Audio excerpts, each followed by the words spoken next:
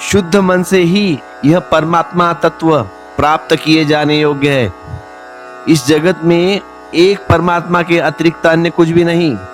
इसीलिए जो इस जगत को अनेक की भांति देखता है वह मनुष्य मृत्यु से मृत्यु को प्राप्त होता है, अर्थात बार बार जन्मता और मरता है। शुद्ध मन को समझना होगा। साधारणतः शुद्ध मन के संबंध में जो धारणा है वह बड़ी भ्रांति है। शुद्ध मन से लोग समझते हैं सात्विक विचार वाला मन। शुद्ध मन से लोग समझते हैं नैतिक रूप से प्रतिष्ठित मन। शुद्ध मन से लोग समझते हैं जिसे हम बुरा कहते हैं, अनैतिक कहते हैं, अनाचार कहते हैं, उस सब से मुक्त हुआ मन। लेकिन उपनिषद इस मन को भी अशुद्ध ही कहेंगे। उपनिषद की भाषा में शुद्ध मन वह है जहां न तो बुरा रह जाता है और न भला रहता है, जहां नीति रह जाती है न अनीति, जहां न शुभ बचता है न अशुभ, जहां विचार की सारी तरंगें समाप्त हो जाती है। जब तक विचार शेष है तब तक मन अशुद्ध है। साधु का मन भी अशुद्ध है और असाधु का मन भी अशुद्ध है। असाधु के मन की अशुद्धि है बुरे विचार और साधु मन की अशुद्धि है भले विचार। देखिए यहाँ पे साधु के मन की जो विचार है उसे भी कहा है अशुद्ध विचार। भले विचार है ना वो भी अशुद्ध है। संत शुद्ध मन वाला है, न वह अच्छे विचार उसके पास बचे हैं ना बुरे विचार बचे हैं। अब ये थोड़ा मामला जटिल है क्योंकि हम अच्छे विचारों को ही शुद्ध मान लेते हैं। अच्छे विचार यानी शुद्धतम मन। अच्छा विचार ही विजातीय है। अच्छा विचार भी मन के तरंगे पैदा करता है। अच्छा विचार भी मन में अशांति लाता है। अच्छा विचार भी मन की सीमा बनाता है। शुद्ध मन तो तब है जब वहां कोई भी विजातीय तत्व न रहे। ऐसा समझे कि एक दर्पण के सामने एक चोर खड़ा है तो भी दर्पण अशुद्ध है क्योंकि चोर का प्रतिबिंब बन रहा है। दर्पण के सामने साधु खड़ा है तो भी दर्पण अशुद्ध है क्योंकि दर्पण के सामने साधु का प्रतिबिंब बन रहा है। जब दर्पण के सामने कोई भी नहीं खड़ा है तब दर्पण शुद्ध है। इसीलिए संत साधु नहीं है, संत असाधु भी नहीं है, संत दोनों से भिन्न है। संतत्व की उपनिषद की धारणा बड़ी गहन है। शुद्धता की उपनिषद की धारणा बड़ी सूक्ष्म है। मन में जब तक कोई भी तरंग उठती है तब तक मन अशुद्ध है। कोई भी तरंग हो, चाहे अच्छी हो या बुरी, तरंग उठी मन अशुद्ध। जब मन निस्तरंग हो जाता है, शून्य की भांति हो जाता है, दर्पण प्रतिबिंबों से खाली हो जाता है, न बुरा करने वाले की वासना रह जाती है, न भला करने की वासना रह जाती है। न पाप मन को घेरता है, न पुण्य मन को घेरता है, न स्वर्ग मन को घेरता है, न नरक मन को घेरता है, न परार्थ मन को घेरता है। जब मन को कुछ घेरता ही नहीं तब मन असीम हो जाता है। तब मन की होने की क्षमता मात्र शेष रह जाती है। तब मनन करने को कुछ भी नहीं बचता, सिर्फ कोरा दर्पण होता है, जस्ट मिरर। मन जब कोरा दर्पण रह जाता है जिसमें कोई प्रतिबिंब नहीं, कोई प्रतिभा नहीं, कोई चित्र नहीं, कोई छवि नहीं, कोई छाया नहीं पड़ती। उपनिषद कहते हैं ऐसे मन से ही कोई परमेश्वर को जानने में समर्थ होता है। तब परमात्मा प्राप्ति। धर्म और नीति का यही भेद है। नीति शुभ मन को शुद्ध समझती है और धर्म शून्य मन को शुद्ध समझता है। नैतिक होने के लिए धार्मिक होना जरूरी नहीं। नास्तिक भी नैतिक हो सकता है। अक्सर तो यह होता ही है, आस्तिक से ज्यादा नैतिक होता है नास्तिक। रूस में जितने नैतिकता है उतनी भारत में नहीं है और रूस नास्तिक है। इतनी चोरी वहां नहीं है, इतनी बेईमानी वहां नहीं है, वस्तुओं में इतनी मिलावट नहीं होती, इतनी धोखाधड़ी, इतना ओछापन नहीं होता जितना हमारे भारत में है। नास्तिक नैतिक हो सकता है। सच तो यह है कि नास्तिक को नैतिक होने के अतिरिक्त और कुछ उपाय नहीं, क्योंकि धार्मिक तो वह हो नहीं सकता। नास्तिक के लिए बुरे का छोड़ना और चले का पकड़ना यह अंतिम बात है। और आस्तिक इससे राजी नहीं होता। आस्तिक की यात्रा और लंबी है। आस्तिक कहता है बुरे को छोड़ दिया और भले को पकड़ लिया, लेकिन पकड़ा तो न छूटी, पकड़ तो नहीं छूटी है। कल बुरा था हाथ में, अब भला आ गया हाथ में। कल जंजीर थी लोहे की, अब सोने की जंजीर हाथ में है, लेकिन जंजीर तो मौजूद है, कुछ भी बांधा नहीं है, कुछ भी पकड़ा नहीं है। कोई पकड़ न रह जाए, मन बिल्कुल पकड़ के से शून्य हो जाए, तब धर्म अनीति के पार जाता है, नीति के भी पार जाता है। धार्मिक व्यक्ति का आचरण सिर्फ नैतिक नहीं होता, धार्मिक व्यक्ति का आचरण वस्तुतः नीति अनीति से शून्य हो जाता है। इसीलिए धार्मिक व्यक्ति के आचरण को समझना बड़ा कठिन है। नैतिक व्यक्ति का आचरण हमें समझ में आता है, हमें पता है कि क्या बुरा है और क्या भला है। जो भला करता है वह हम समझते हैं कि समझ में आ गया, और जो बुरा करता है वह भी समझ में आता है।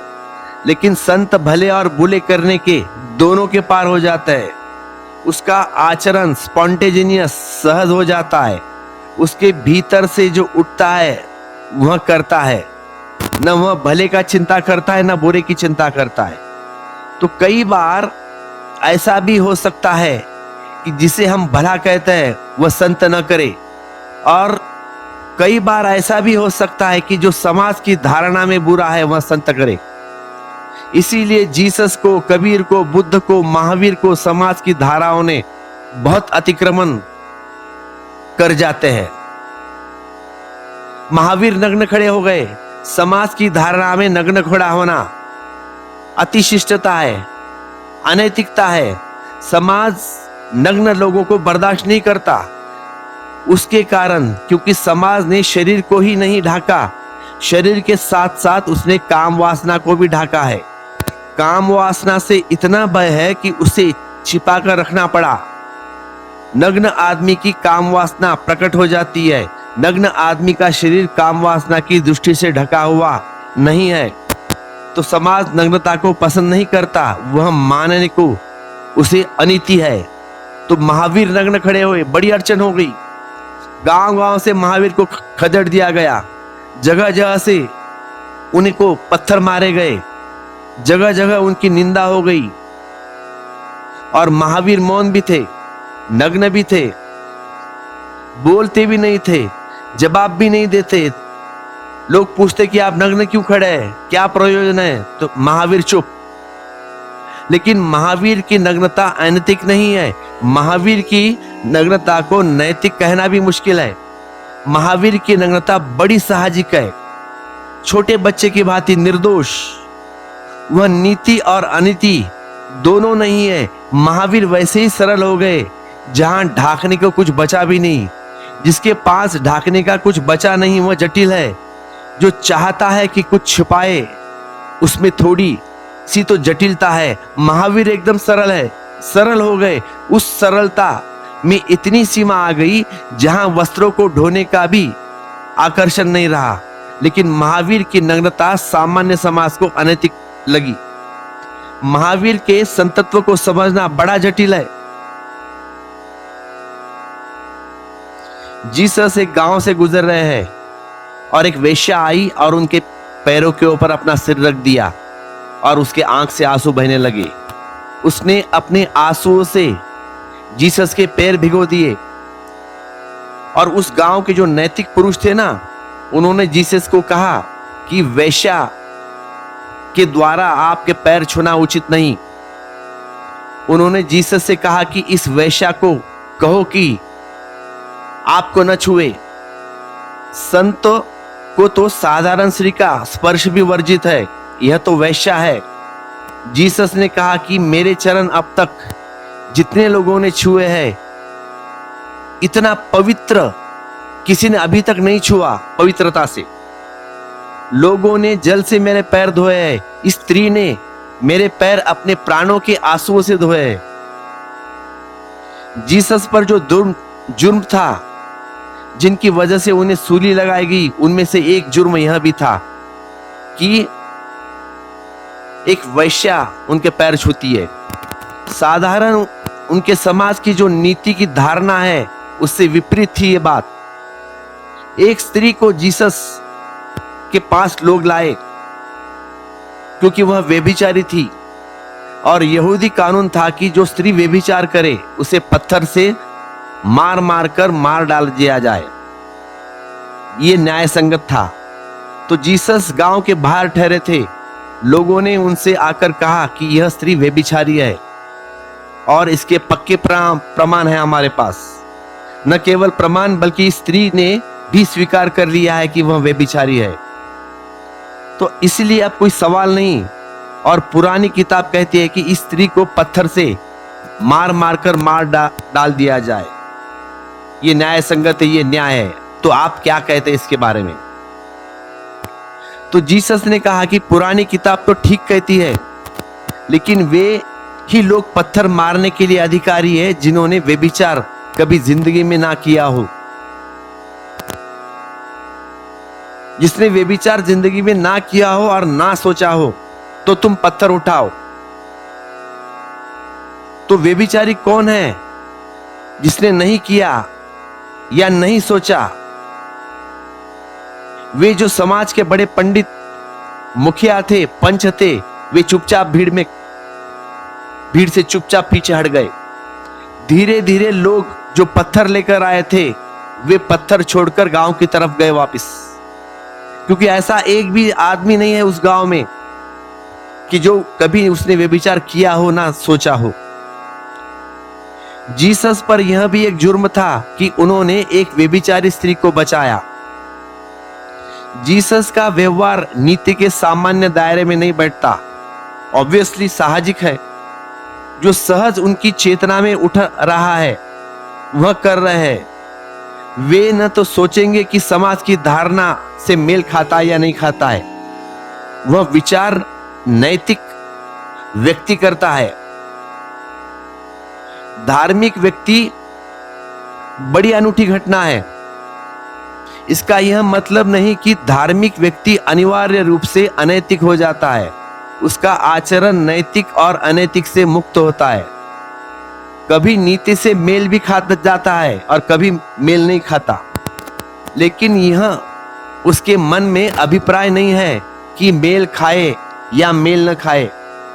क्योंकि जब तक हम सोचते हैं किसी धारणा से मेरा आचरण मेल खाए, तब तक हमारा आचरण असत्य होगा, तब तक हमारा आचरण पाखंड होगा, तब तक आचरण भीतर से नहीं आ रहा है, बाहर के मापदंडों से तौला जा रहा है। तब तक आचरण आत्मा की अभिव्यक्ति से नहीं, तब तक आचरण समाज के अनुकरण से है। नैतिक व्यक्ति समाज का अनुकरण करता है। इसीलिए जिनको आप साधु कहते हैं आमतौर से नैतिक होते हैं, धार्मिक नहीं। और जब कोई व्यक्ति धार्मिक हो जाता है तब आपको अड़चन शुरू हो जाती है, क्योंकि तत्क्षण उसके आचरण को आप अपने ढांचे में नहीं बिठा पाते। इम्पॉसिबल है। जो पैटर्न है सोचने का, जो ढांचा है, वह उनसे ज्यादा बड़ा है। सब ढांचे टूट गए वहां पे। शुद्ध मन, उपनिषद कहता है, उस मन को जहां नीति और अनीति की सारी तरंगे खो गई, अब कुछ भी नहीं बचा है, ना नीति ना अनीति। जहां मन बिल्कुल सूना हो गया, शून्य हो गया, जहां कोई विजातीय तत्व न रहा।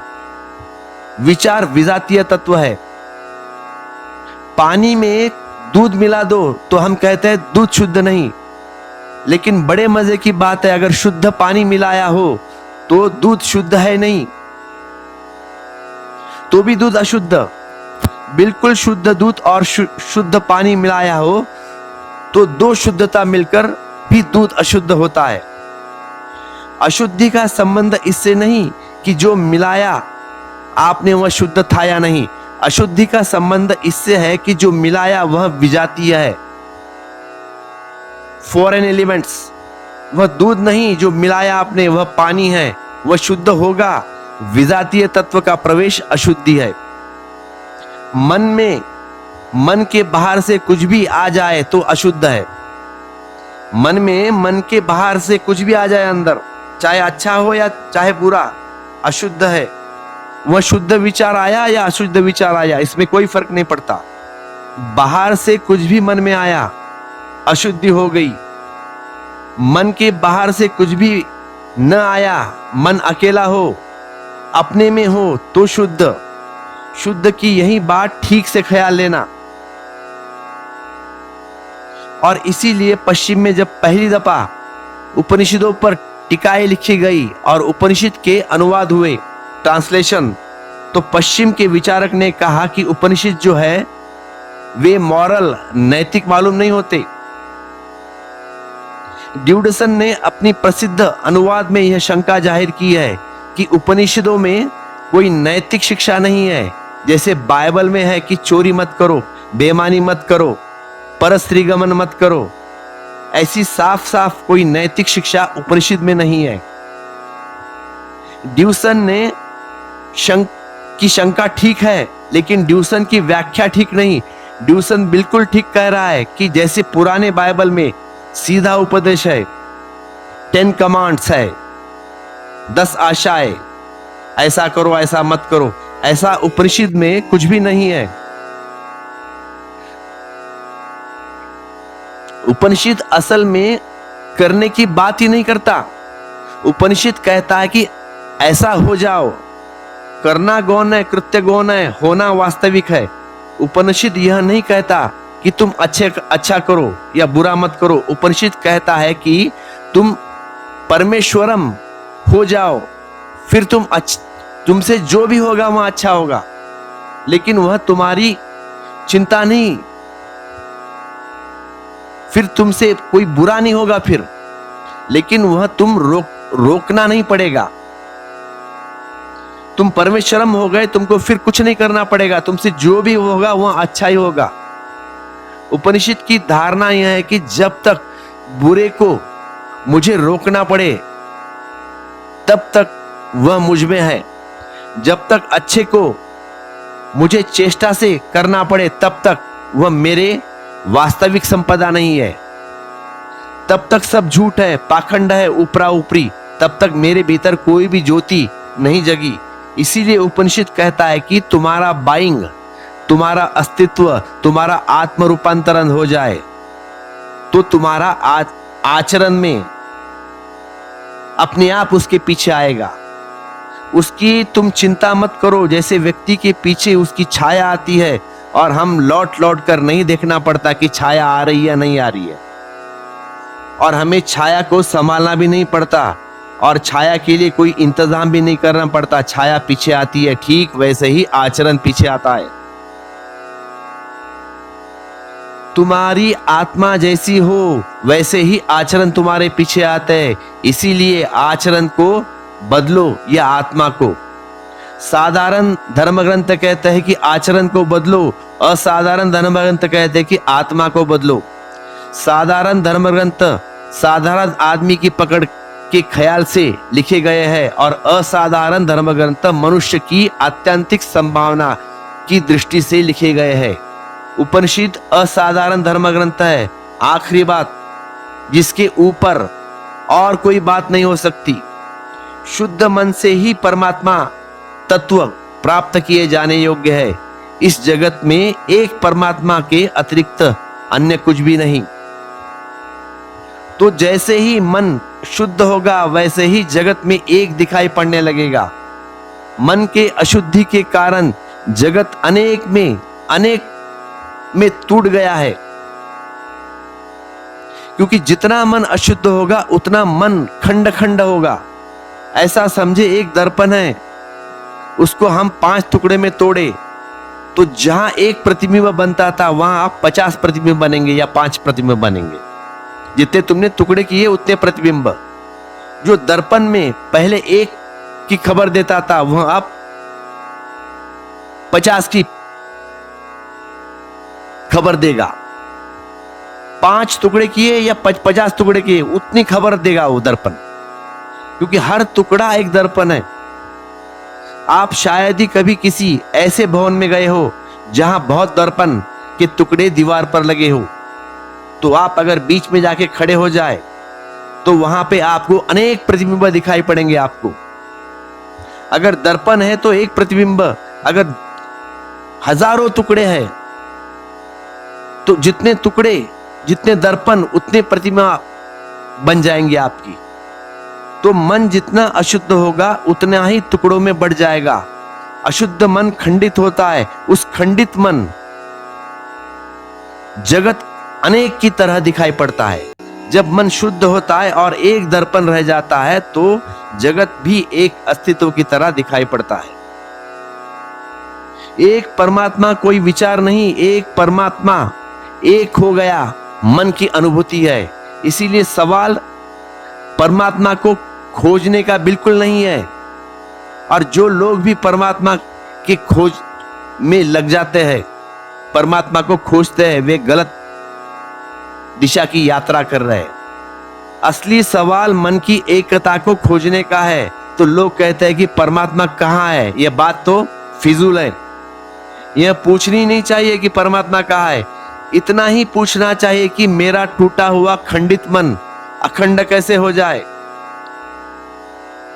एक कैसे हो जाए। क्योंकि जब भी मन एक हो जाता है उस एक की झलक बननी शुरू हो जाती है।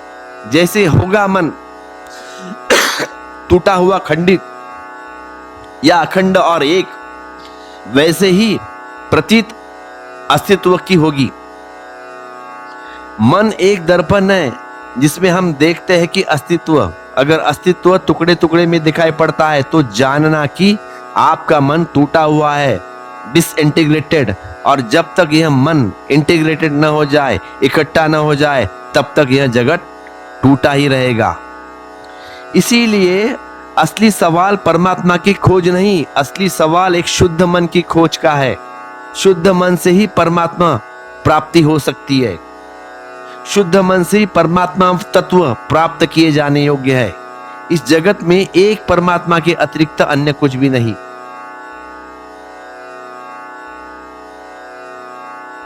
विज्ञान पदार्थ के माध्यम से एक पर पहुंच गया, धर्म चेतन के माध्यम से एक पर पहुंचा है। इसीलिए विज्ञान कहेगा विद्युत और धर्म कहेगा परमात्मा। दोनों की यात्राएं अलग अलग है, लेकिन निष्पत्ति बड़ी करीब आई है। एक बात पर दोनों राजी है कि सब एक ही विस्तार है। लेकिन विज्ञान की प्रतीत में कोई जीवन का रूपांतरण नहीं है। तत्व 112 हो या 5 हो कि 1 हो, विज्ञान के माध्यम से आप में कोई फर्क नहीं पड़ता। 112 हो तो आप जैसे है वैसे ही रहेंगे, या 5 हो तो भी जैसे है वैसे ही रहेंगे, या 1 हो तो भी जैसे है वैसे। लेकिन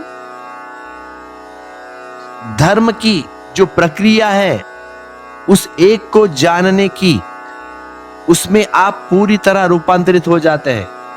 उस एक की तरफ पहुंचने में आपको अपना मन बदलना पड़ता है। वैज्ञानिक को कुछ भी नहीं बदलना पड़ता, वह सिर्फ साधनों के द्वारा प्रयोग करता है, खुद अछूता रहता है। धार्मिक व्यक्ति प्रयोगशाला वह स्वयं है। धार्मिक व्यक्ति की प्रयोगशाला स्वयं है, उसे कुछ और नहीं बदलना पड़ता, खुद को ही बदलना पड़ता है। और जैसे जैसे वह बदलता है वैसे वैसे ही एक के करीब आता है। जब वह पूरी तरह से शुद्ध होता है तो एक का फैलाव रह जाता है। इसीलिए विज्ञान किसी आनंद पर नहीं पहुंचता। बड़े से बड़ा वैज्ञानिक उतना ही दुखी होता है जितना कोई गांव का गवार अनपढ़। शायद गांव का गवार कम दुखी हो, क्योंकि दुख के लिए भी थोड़ी समझ चाहिए, दुख होने के लिए भी थोड़ी बुद्धिमत्ता चाहिए। लेकिन वैज्ञानिक स्वयं के भीतर कोई रूपांतरण नहीं कर पाता। धार्मिक रूपांतरण न करे तो एक को तो उपलब्ध ही नहीं होगा। तो विज्ञान है पदार्थ के साथ श्रम और धर्म है स्वयं के साथ श्रम। जैसे ही मन शुद्ध होता है, एक के अतिरिक्त कुछ भी शेष नहीं रह जाता और इस जगत को अनेक की भांति देखता है। वह फिर जन्मता है और फिर मरता है। हमारे जन्म और मरण का एक ही कारण है, और वह कारण यह है कि हम उस महासागर को नहीं देख पाते जो हम है। हम अपने को छोटे छोटे झरनों की तरह देखते रहते हैं। झरने बनेंगे, मिटेंगे, फिर बनेंगे, फिर मिटेंगे। सागर सदा है। आपने अपने को जैसे जाना है वैसे ही आपकी परिणति हो जाएगी।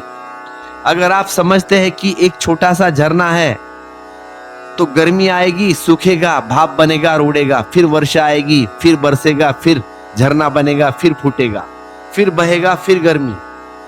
बस बनते और मिटते रहेंगे। जन्म मरण का इतना ही अर्थ है। लेकिन अगर आप अपने को महासागर की तरफ देख ले तो वह सदा है, न मिटता है न बनता है, न छोटा होता है न बड़ा होता है, न उसमें कभी कोई पूरा आता है और न कभी कोई कमी पड़ती है। वह जैसा है वैसा है। फिर भी हमारे सागर तो बहुत छोटे हैं। चेतना का सागर तो अनंत है, उसमें कुछ कमी नहीं होती, कुछ ज्यादा नहीं होती। इसीलिए उपनिषद ने कहा है कि उस पूर्ण में से पूर्ण को भी निकाल लो तो भी पूर्ण पीछे शेष रह जाता है। उसमें से हम कितना ही निकाल ले तो भी रत्ती भर कमी नहीं होती, और उसमें हम पूर्ण भी जोड़ दे तो भी कुछ जड़ता नहीं। क्योंकि अनंत का अर्थ ही होता है जिसमें से कुछ घटा हुआ, कुछ जोड़ा, कोई फर्क नहीं पड़ता। कुछ जोड़ा जा सकता है न कुछ घटाया जा सकता है। जिस व्यक्ति ने उस महासागर की तरफ अपने को देख लिया, बुद्ध से कोई पूछता था कि तुम्हारे उस महापरिनिर्वाण में आनंद होगा, तो बुद्ध कहते थे यह मैं नहीं जानता, इतना मैं कह सकता हूं कि वहां दुख नहीं है। दुख निरोध है, हम निषेध कर सकते हैं। हम यह नहीं कह सकते कि वहां प्रकाश है, हम इतना ही कह सकते कि वहां कोई अंधकार नहीं है। यह जो निषेध की बात है वह बहुत मौलिक है, बहुत आधारभूत है। विराट को जब भी बताना हो तो भाप रोज नहीं बता सकता कि यह रहा, क्योंकि अगर विराट को आप ऐसा इशारा करके बताएंगे तो वह क्षुद्र हो जाएगा। जिसके प्रति इशारे किए जा सकते हैं वह क्षुद्र। अगर मैं कहूं कि यह रहा परमात्मा, उंगली करके इशारा करूं तो उसकी सीमा हो जाएगी। जिसको मेरी उंगली बता सकती है वह विराट नहीं हो सकता। परमात्मा को बताना हो तो मुट्ठी बांध कर बताना पड़ेगा कि यह रहा। कोई इशारा नहीं किया जा सकता। सब इशारे सिर्फ समझ के लिए सहारा है बस। वे सहारे वैसे ही है जैसे लंगड़ा आदमी बैसाखी का सहारा लेता है। बैसाखी कोई पैर नहीं है और लंगड़ा सिर्फ प्रतीक्षा कर रहा है कि जब पैर ठीक हो जाए तो बैसाखी को फेंक देंगे। सारे शब्द जो परमात्मा के संबंध में कहे जाते हैं, बैसाखी आए वह सत्य नहीं। और जैसे ही आपको अनुभव होगा इन शब्दों को फेंक देना होगा, जैसे लंगड़ा बैसाखी को फेंक देता है। फिर उनका कोई प्रयोजन नहीं, उनको ढोने का फिर कोई गरज नहीं।